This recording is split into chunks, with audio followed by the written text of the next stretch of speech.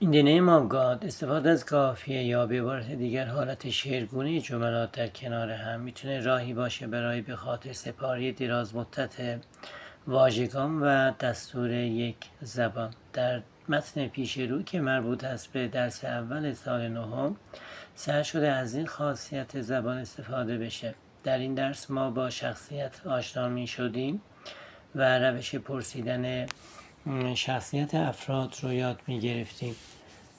what like کلمه پرسشی شخصیت هست که بین what و like رو با شخص ها پر می کنیم. به عبارت دیگر اول شخص، دوم شخص، الی آخر. میتونیم بگیم what am I like, what are you like, what is he like, what is she like, what are we like, what are you like و what are they like.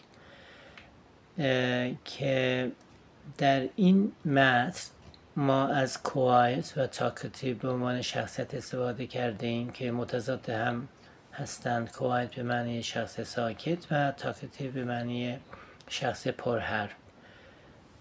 اگر دقت بکنید به این نحو میتونیم بخونیم که G با می، N با بن، T با می و Z با می هم وزن بشن.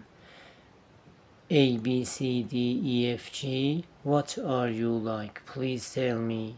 H, I, J, K, L, M, N. I am quiet but not Ben. O, P, Q, R, S, T. What is Ben like? Please tell me. U, V, W, X, Y, Z. He is talkative but not me. که بخوایم معنی بکنیم این جملات رو What are you like? Please tell me.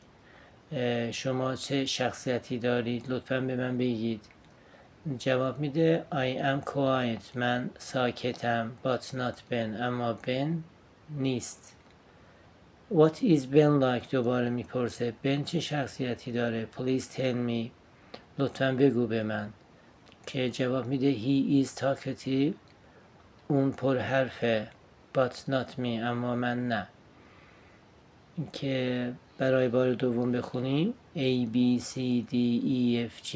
What are you like? Please tell me.